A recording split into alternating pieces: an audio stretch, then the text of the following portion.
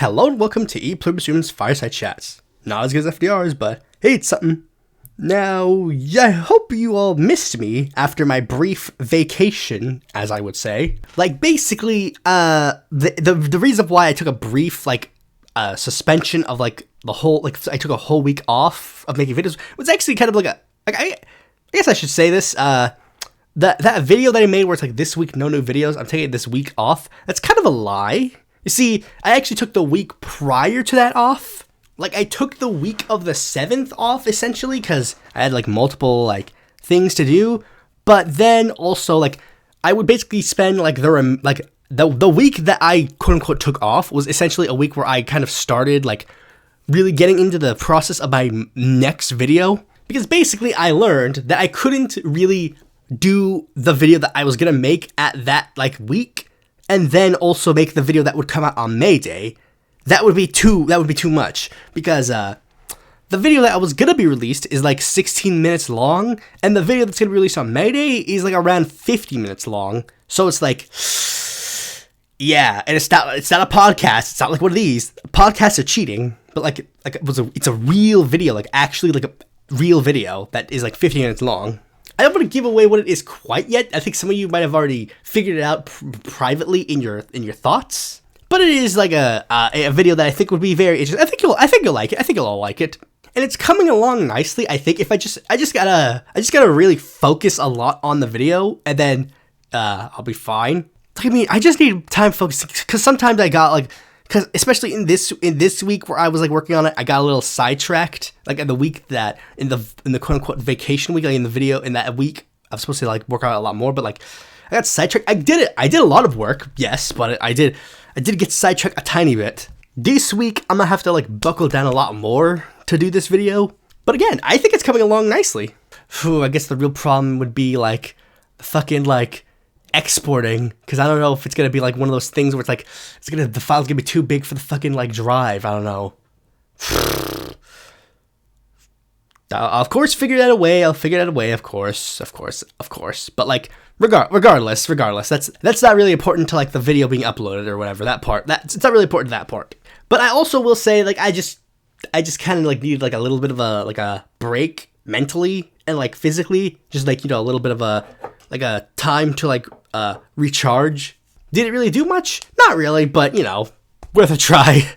Anyways, with that out of the way, let's get right into the news.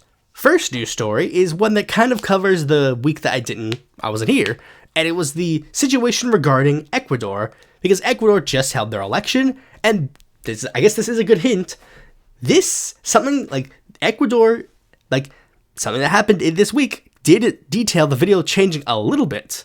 And what ended up happening was that Daniel Noboa won the election, and this is a little bit of a controversial thing, because here's what happened. The day before the Ecuadorian election, Daniel Noboa announced that he was implementing a nationwide curfew. This combined with elements that were going on prior, with Daniel Noboa, using a lot of state funds to facilitate, actions, and also the fact that he was literally teaming up with Blackwater's former CEO to basically, quote-unquote, monitor the election, led to a lot of people to speculate that Daniel Noboa probably did not win the election fairly. Particularly Luisa Gonzalez, who's made the announcement that she will try to contest the election. And what ended up happening was, after she announced that she was going to try and do a recount, Daniel Noboa, a bunch of soldiers appeared at the election board to basically, keep the ballots safe, quote-unquote. And it's again, people are a little bit concerned, especially with the rising authoritarianism in Latin America, with the rise of people like Nayib Bukele, which is important to another story. But this has led to basically just kind of similar lines being drawn to a sense. A lot of Western aligned leaders are just wholeheartedly saying congratulations Noboa. Meanwhile, some that are more harsh towards the West, currently only three people have actually on the leadership seat have actually denounced Daniel Noboa. Nicolas Maduro, probably not the best person to call out fraud. Claudia Sheinbaum and Gustavo Petro. And if you remember, this is actually like a long-standing thing because Mexico and Ecuador have been having some like problems a lot, especially with Noboa like becoming president. So it's not really the biggest thing. So anyways, this is a big news story, a really big news story, which is a tragic news story, but nothing's really going to come from it. It's the fact that, okay, so an El Salvadorian immigrant who lives in Maryland named Kilmar Armando Abrego Garcia was arrested by ICE and then deported to an El Salvadorian mega prison, the ones that are basically like literal concentration camps. And then the Supreme Court then ruled 9-0 that these deportations are illegal and that Donald Trump has a civic duty to return those like people who were wrongly deported back to the United States. And then, sure enough, Donald Trump and Nayib Bukele literally just said, we're not going to do that. Like they just plainly said, no, we're not going to do that. And this led to a massive controversy for a lot of regards, because this is just like the most fucking draconian thing ever. And then Donald Trump then announcing, like, in a meeting with Bukele, which is on camera, it was on camera. This sounds like something that should have been behind closed doors, where he literally just said, homegrowns are next. And it's like, and then Chris Von Hollen, a senator from Maryland? I think it's Maryland. He literally was literally going like, hey, I'm going to go to El Salvador to literally find this guy and see if I can do anything about this. This is how draconian it got. Literally, people were comparing him to Leo Ryan, the guy who went to the fucking, like, Jonestown and then got shot and murdered. And, like, the problem is, just, this is, I gotta be real. There's really not much I can add because the problems are just so fucking blatantly big, where literally every single conservative and Republican just does not understand anything. Well, I say that, but it's like Republican, like, politicians, they understand and they're like evil and gross. And then the Republican voters are too stupid. And I mean, maybe if they are like stupid, but like they just genuinely do not know or care about anything. Like, they're literally claiming this guy is a MS-13 terrorist, despite the fact that literally there has been no investigation into this guy. Literally, there is nothing. Literally, it says, like, they literally posted a thing like, oh, here's proof that this guy's a bad guy. It's like, literally, the thing says no criminal record.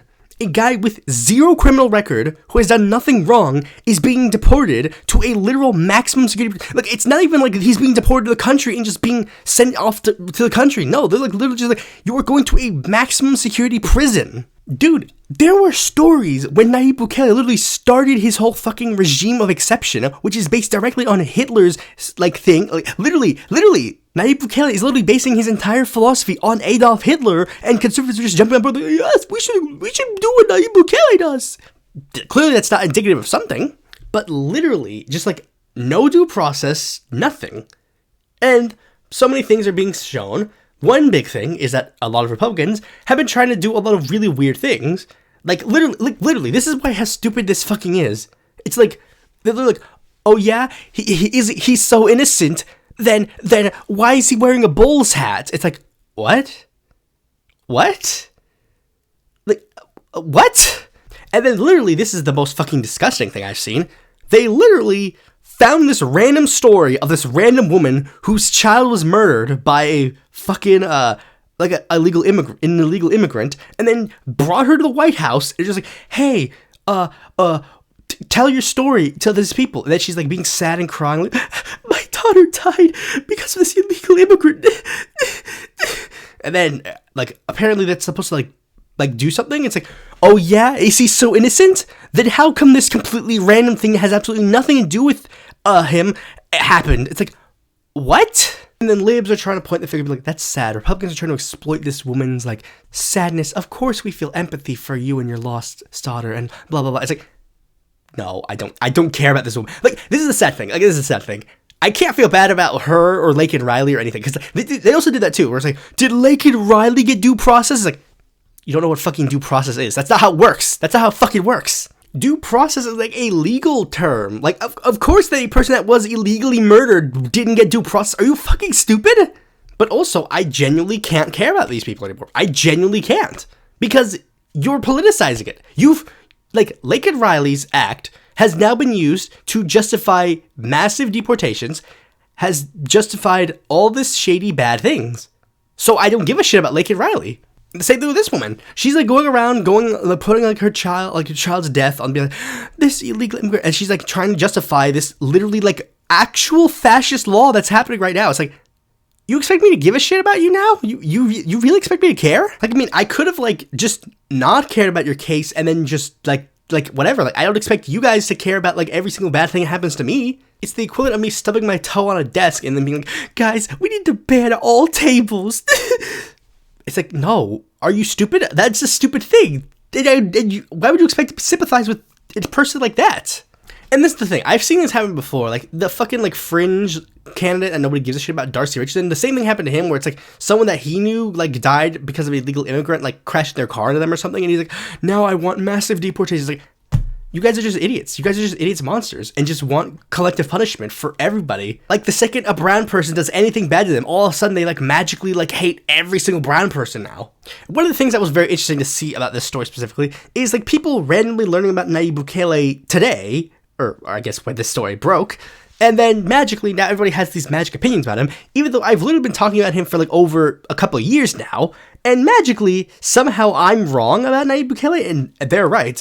I literally even got into a Twitter argument with some guy who literally tried to defend Nayib Bukele, and then I brought up how every single one of the defenses that guy makes could be then used to defend Adolf Hitler. Because I brought up the fact that, hey, this guy literally just did like a absolute big bad thing in the electoral law that has basically wiped out his entire political opposition. He gerrymandered and rigged elections to like ruin everything. And the person was trying to say, it's not gerrymandering. A lot of political scientists literally call it gerrymandering. It is. And they even said point blank, like, oh, it doesn't matter. All he did was pass laws that favored his party. It's like, yeah, that's called rigging an election.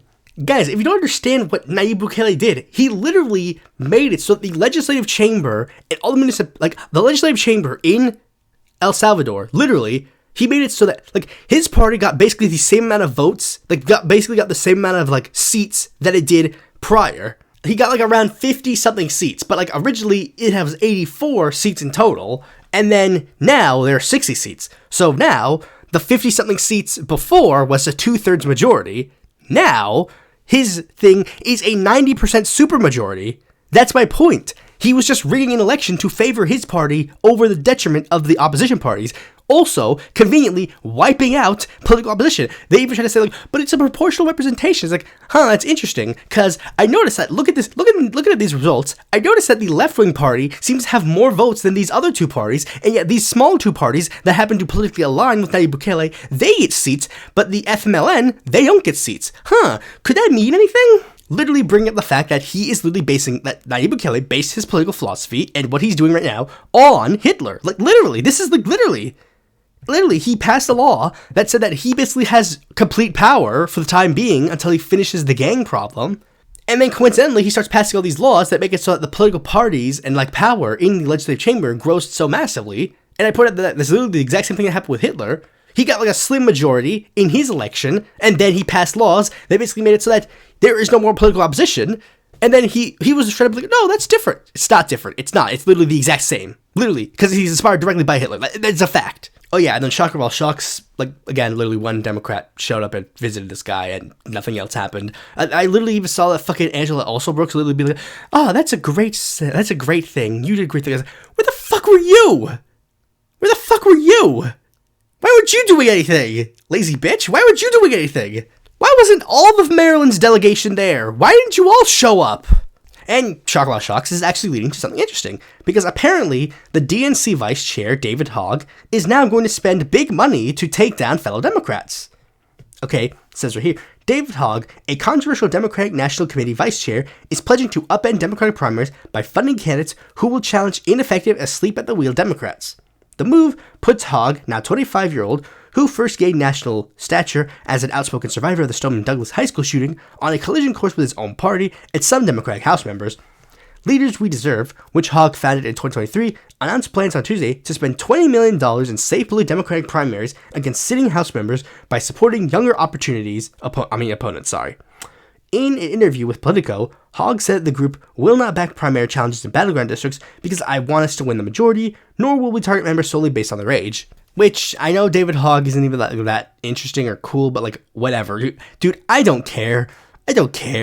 Something. Please, something. I'd like something to happen that's interesting and good. I'd like to see something good. Will it mean much? I don't know. Fucking, like, state laws are already being passed in Republican states, and, like, whatever states, like, states with Republican-controlled legislatures, they're already passing tons of laws that are gonna, like, derail and make sure that a lot of people are gonna, like, less people are gonna try to vote. So, I don't know. I genuinely don't know. And I can't, and I don't want to say publicly what I think is gonna happen. I think, because I don't want to let people be sad. Because I don't want people to be sad. But I've also got to make people sad again by the next story. I should have made this story first, before the David Hogg story. But I'll say this story next, because it's sad. Trump administration seeks criminal persecution of New York Attorney General. Donald Trump's administration is accusing New York Attorney General Letitia James of mortgage fraud and has made criminal referral to the Justice Department seeking federal prosecution. Officials with the Federal Housing Finance Agency allege James falsified bank statements and property, blah, blah, blah. But yeah, like, literally, Trump is doing the thing that everyone said he was going to do. He said he was going to do, and nobody believed him. He's going to do the thing. He's starting to politically target his opponents, and blah, blah, blah. Hooray! I'll be real. Guys, I'm going to be real. Yes, Kamala Harris sucks. Kamala Harris is bad. I fucking hate Kamala Harris, that stupid fucking cunt. Yes. All of it is true. But I've been proven right about my Kamala vote every single fucking day. Literally every single day. Literally, the second Trump got in office, it's like, literally he just keeps doing worse and bad things. It's just like, was I supposed to, like, somehow, like, whatever. Like, again, I don't even know. Let's just move on to the next story. There's not much I could add. Then you could tell that I've, like, it's not sickness, it's allergies. And take allergy medication today, and then I was, like, spending a lot of time outside. Now, this story is interesting because it comes at the worst fucking time for me, but let's get into it. Okay, so apparently Jack Dorsey and Elon Musk posted separate tweets on Twitter to push for a call to delete intellectual property laws. Literally, like, all that happened was Jack Dorsey said, delete all IP law, and then Elon Musk said, I agree. And then almost immediately what happened is everybody kind of, like, went on their own different directions on this. Like, you know, a lot of the, like, libertarian tech bros brushed into it and be like, oh yeah, let's do this. And then a lot of lefties, seeing Elon Musk and Jack Dorsey doing a thing, magically all of them decided to, like, fucking, like, start hating on this idea. Like literally, and this, like, again, this came at the worst time for me because I literally just came out as, like, a fucking, like, copyleft advocate. So literally it's just like, uh-oh. Granted, this isn't necessarily my perspective on the issue, necessarily. Like, I'm not necessarily, like just abolish all IP laws and then leave it at that. Because, like, look, it's the same thing with a lot of other things, with a lot of other issues that we talk about. You know, like people talk about, like, term limits and how term limits are bad because if you just remove term limits, all that's going to happen is that a bunch of, like, corporations and, like, political PACs are just going to start buying politicians, basically just a revolving door. You can counteract that by also pointing out the fact that happens now, like, regardless. But it's the same thing with, like, IP law. Like, yes, if you just said all intellectual property laws are banned and then don't do anything else, of course, like, certain things are not going to be necessarily good. But my point is, like, my perspective is that we need to move to the copyleft ideas. Like, we need to move towards that idea. But my problem was literally just seeing a lot of lefties, a lot of people who proclaim to be progressives or leftists or liberals, just rushing to defend IP law. Like it's one thing to criticize Elon Musk and Jack Dorsey's intentions with this, which is obvious, but it's one thing that they just came out to, like, defend IP laws, and it's all they did. Like, the first person who I saw do this was the host of, like, was the creator of the TV show Gravity Falls, Alex Hirsch, who is somewhat well-spoken in regards to his political attitudes. And I pointed out the fact that Alex Hirsch is all, like, because this is one thing you gotta learn about Alex Hirsch's politics. Alex Hirsch is a liberal, but, like, literally he's just a liberal. Like, he just is a liberal. Not like he's, like, a super, like, lefty whatever. He's just a liberal. And all of his political perspectives are literally just blanket liberalism. Like, sure, he'll be able to post online, be like, yeah, let's, you know, hashtag gay rights, or, like, hashtag Bill Cosby is bad, but then when it comes to other things, he's completely dead silent. There's a video by a YouTuber named Unkino Joe who basically like he made like a whole. I'll probably link the fucking like playlist because it's funny. He made like a series called Israel Parody, and you might be like, huh? Yeah. The point was that he made a playlist called Israel Parody, where he basically like parodied people in regards to like the Israel-Palestine conflict. But it went to a brief tangent at one point, like just bashing on intellectual property law, and it's funny. I like it. I thought it was funny. I thought the video series was interesting. And one of them, like you'll see why it kind of relates, because like one of them was like him making a parody of the song "Copying Is Not Theft," but he like dubbed over it with his own lyrics. And one of the reasons, the reason why he points out, like, is because basically it's like a pro-piracy song, and then he says, like, he literally then goes on, like, Hollywood is so cringe, most of them support genocide, that's why Hollywood died. Like basically the point is, like, they're supporting Israel, so why should you support them? And another parody that he did was he did a parody on Alex Hirsch, where he pointed out how Alex Hirsch, like, he's like, yeah, fuck Bill Cosby, yeah, gay rights, Disney's kind of cringe, but then when it comes to things like his relationship with friend Justin Roiland, which, like, Justin Roiland turned out to be, like, a sex pest, Alex Hirsch is completely silent on that. When it comes to Palestine, Alex Hirsch is silent on that. It's like, he's okay to talk about the good things, like the pro things, but of course, he can't, like, talk about these other issues, and for Alex Hirsch, it's the same thing with intellectual property law. Like, with Alex's specific, like argument is like, yeah, of course he's going to do this. Like, when it defines him, it's like, yeah, and of course you're going to defend IP laws because you benefit, Alex. You're making money. Like, because another thing about him is that he shits on Disney all the time. Like, fuck Disney, fuck Disney, fuck Disney. Because Disney notoriously, like, tried to censor Gravity Falls a lot. And then also his ex-girlfriend, Dana Terrace, she got notoriously fucked really hard by Disney in regards to her show, The Owl House. But the problem is, Alex Hirsch keeps coming back to work with Disney to make stuff that mutually benefits them. Like, Disney and Alex Hirsch benefit from IP law. IP law, as it exists now, benefits Alex Hirsch and Disney. They make money off of it. But I argue that shouldn't come at the detriment of our culture.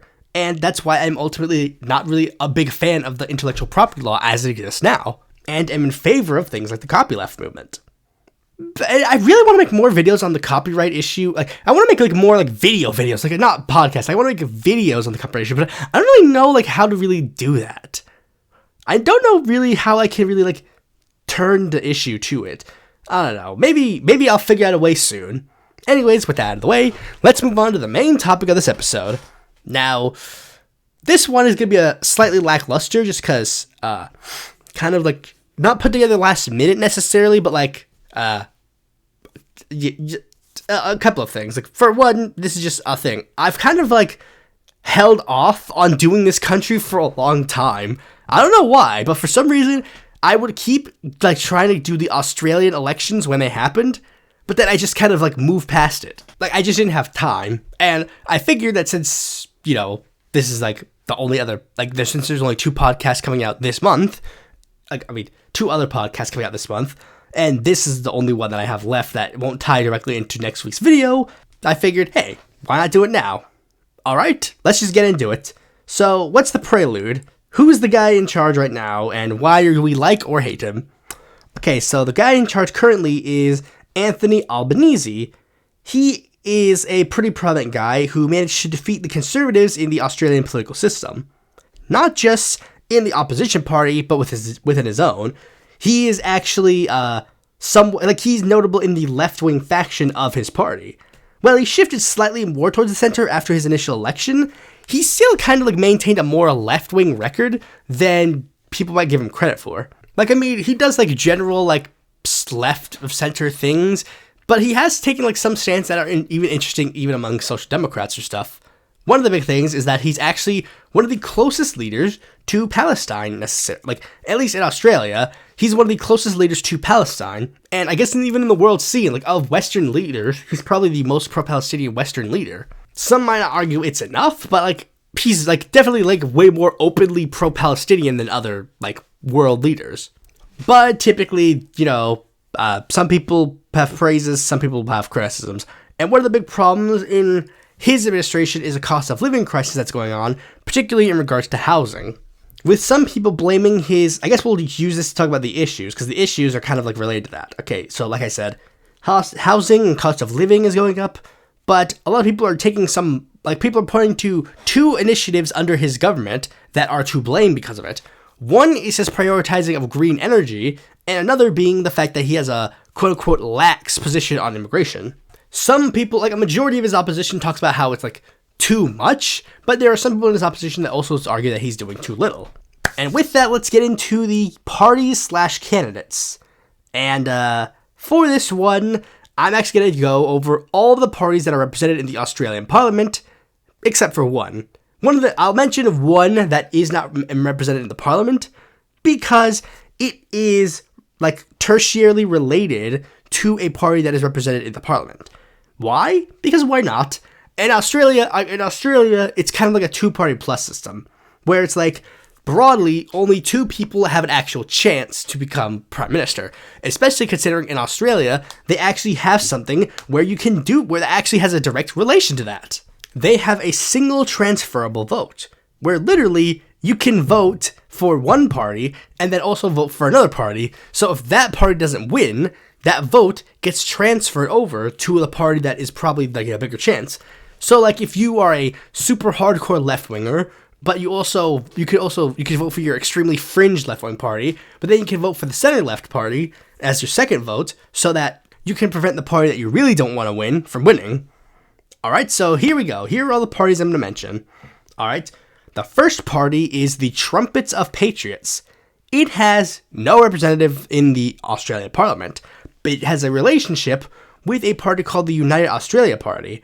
But the United Australia Party cannot be registered in this election, so most of the people who support that party have just transferred over to this party.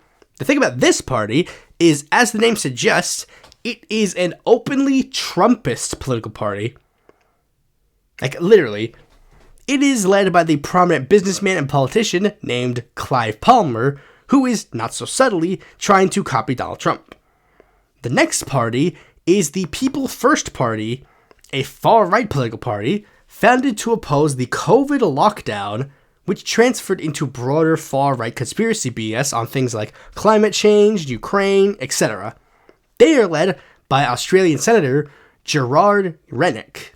The next party is a party called the Centre Alliance, a centrist populist political party, which are led by a prominent Australian politician named Nick Xenophon. Nick Xenophon is actually interesting because he actually started his career kind of like, not just necessarily as a centrist, but like, I think if I remember correctly, his first role in major politics was literally trying to ban gambling in Australia. And the next party is the David Pocock Party. Now, you might be wondering, that sounds weird. Like, that's a weird name for a party. Well, here's the interesting thing.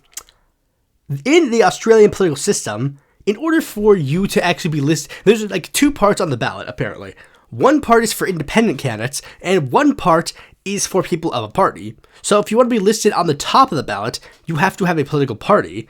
So a guy by the name of David Pocock decided to create an entire political party just so he could actually be listed on the top of the ballot. And he ended up winning. So now that's interesting. I wouldn't mention it. I wanted to mention it just because of that, but also apparently he actually is running another candidate under the David Pocock Party. So there actually is a party. And I literally looked at the wiki page. It had there was a guy who was a politician, and it's like he used to be a member of the David Pocock Party. It's like, wait, this party like actually has membership? Like, dude, he's like actually like it's an actual political party, like an actual like functional political party apparently. Political wise, it's socially progressive and led and anti-corruption. And as the name suggests, it's led by David Pocock. The next party is the Jackie Lambie Network, a populist political party led by a Tasmanian senator named Jackie Lambie. The difference between this party and the David Pocock Party is that this party was actually intended to be a bit more of a formal political party, as opposed to just kind of like David Pocock's like plan to just kind of get prominent in like the world. But the thing about this party is that it's like they claim to just be like a broad, big tent populist party, but they kind of like do the whole like spiel of like Muslim immigrants are bad because they're taking our insert thing here. Usually like they're taking our welfare or whatever. So you could probably tell their whole like political leanings. The next political party is Australia's Voice, a party formed by a former Labour Party senator who felt the party was not pro-Palestinian enough, which is generically like center-left otherwise. They are led by Senator Fatima Payman, and apparently this party actually got into a little bit of a controversy because the term voice was a little bit interesting because it was used by a pro-indigenous referendum. So people were a little bit concerned, like, are you trying to use that to kind of like build your party up? Or is this like a coincidence? She's like, no, it doesn't really matter. There's like another political party that's like an anti-Muslim, like far like right political party that uses the word voice. It has no association with that either. Like, it's just a word. Me smells a little bit of anti-intellectual property law because they're saying like the word voice can't be copyrighted. So it's like, yes, based. All right. The next political party is called Katter's Australian Party.